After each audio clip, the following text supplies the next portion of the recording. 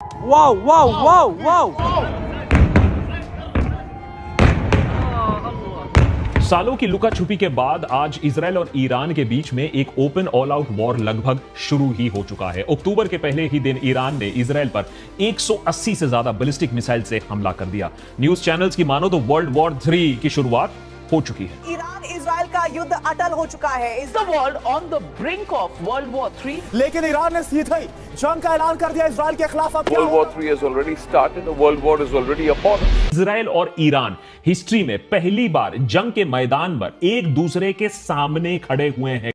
तो ईरान और इजराइल के बीच शुरू हुई जंग भारत के लिए एक के बाद एक नया मोड़ खड़ा करती जा रही है। और अब खबर निकलकर आ रही है कि भारत की आयल सिक्योरिटी एक बहुत बड़े संकट में आ चुकी है, जिसके कारण इसका असर भारत की इकोनॉमी पर पड़ने जा रहा है। और दूसरी तरफ जब ईरान को यह बात रियलाइज हो रही है कि उनके और इजराइल के बीच में शुरू हुई जंग के कारण इसका मेजर इंपैक्ट भारत की आयल सिक्योरिटी पर पड़ रहा है, तो ईरान इस युद्ध में भारत को इन्वॉल्व करना चाहता है। और अब खबर निकलकर आ चुकी है कि ईरान के द्वारा मिसाइल अटैक करने से मिडिल ईस्ट में तनाव पैदा होने के बाद भारत ने अपनी नौसेना रवाना कर दी है और 3 वॉरशिप्स यानी कि युद्धपोत ईरान के पोर्ट पर पहुंच चुके हैं। आखिरकार भारत ने ईरान के बंदरगाह पर अपनी नौसेना के साथ 3 युद्धपोत को अचानक क्यों भेजा और भारत के आयल सिक्योरिटी और उसकी सप्लाई पर कौन सी नई आफत टूट पड़ी है। दरअसल ईरान और इजराइल के युद्ध में एक नया बवाल खड़ा हो चुका है और इसमें ना चाहते हुए भी भारत को घसीटने की कोशिश की जा रही है। और परिस्थितियां भी कुछ ऐसी हैं कि भारत को डायरेक्टली नहीं तो इनडायरेक्टली कहीं ना कहीं अपना कदम आगे बढ़ाना ही पड़ रहा है। देखिए, इस बात में दो राय नहीं है कि अमेरिका हमेशा से ही ईरान को एक तिरछी नजर से देखता है। और अब जब ईरान ने इजराइल पर एक साथ 180 से भी ज्यादा मिसाइलों से अटैक किया है, तो अमेरिका को भी इजराइल के साथ मिलकर ईरान पर पलटवार करने का एक बहुत बड़ा मौका मिल चुका है।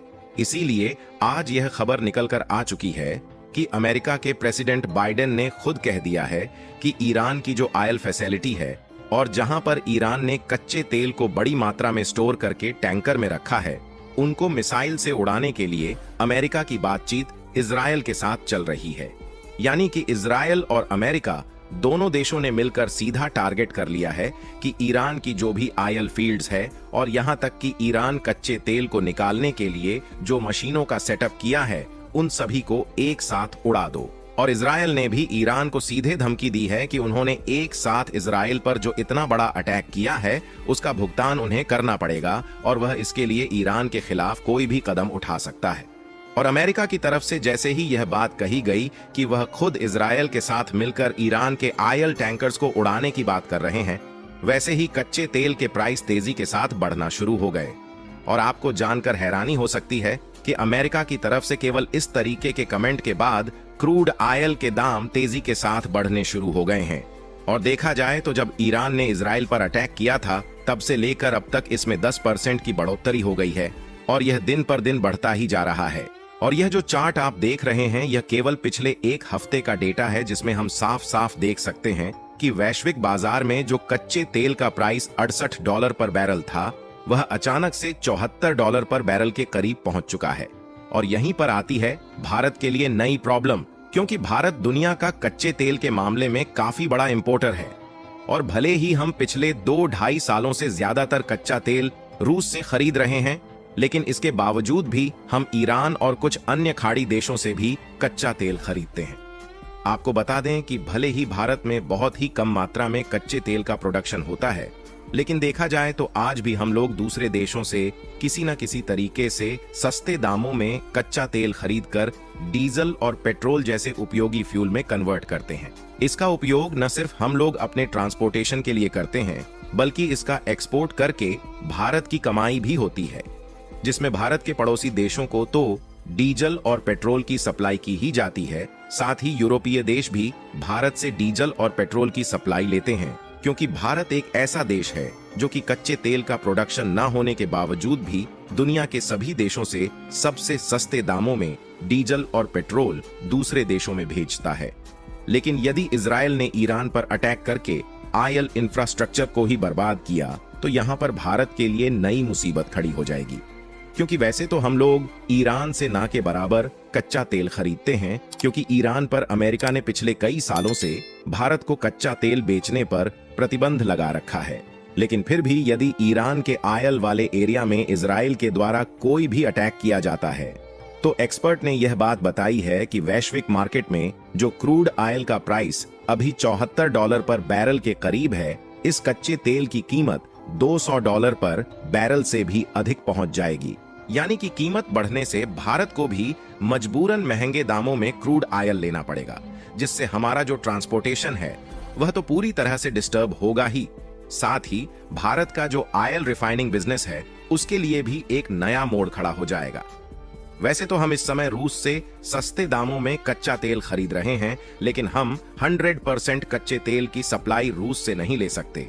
और रूस भले ही हमारा बहुत करीबी मित्र है, लेकिन जब ग्लोबल मार्केट में कच्चे तेल का दाम $200 पर बैरल पहुंचेगा, तो रूस यदि सस्ते दामों में कच्चा तेल देता भी है, तब भी $120 या $130 पर बैरल से कम तो कच्चा तेल मिलने की उम्मीद बिल्कुल भी नहीं है। और आपको एक बात यह भी क्लियर करते चलें कि यदि कच्चे तेल के दाम बढ़ते हैं तो इसका असर केवल डीजल और पेट्रोल के दामों पर देखने को नहीं मिलेगा, बल्कि जो खाने पीने की वस्तुएं हैं उनके दाम आसमान छूने लगेंगे। क्योंकि आप एक पल के लिए सोच लीजिए कि हम ज्यादातर खाने पीने की जो प्रोडक्ट उपयोग करते हैं उनको ट्रांसपोर्टेशन के जरिए ही लाया जाता है, और कई फूड प्रोडक्ट वैसे भी होते हैं जो कि दूसरे देश से आते हैं, और ऐसे में जो ट्रांसपोर्टेशन लागत है वह दोगुनी से भी ज्यादा बढ़ जाएगी, जिससे यह असर केवल एक देश के लिए नहीं दिखेगा बल्कि पूरी दुनिया की महंगाई आसमान छूने लगेगी। ईरान चाहता है कि इसमें भारत मदद करे, क्योंकि भारत के रिलेशन ईरान के साथ भी अच्छे हैं और इजराइल के साथ भी अच्छे हैं। लेकिन अगर अमेरिका ज्यादा विरोध करता है तो ईरान और इजराइल दोनों देशों के बीच युद्ध शांत कराना भारत के लिए काफी मुश्किल है। आपको बता दें कि ईरान दुनिया का एक बहुत बड़ा क्रूड आयल सप्लायर है, और उनकी जो कमाई होती है वह ज्यादातर कच्चे तेल का एक्सपोर्ट करके होती है।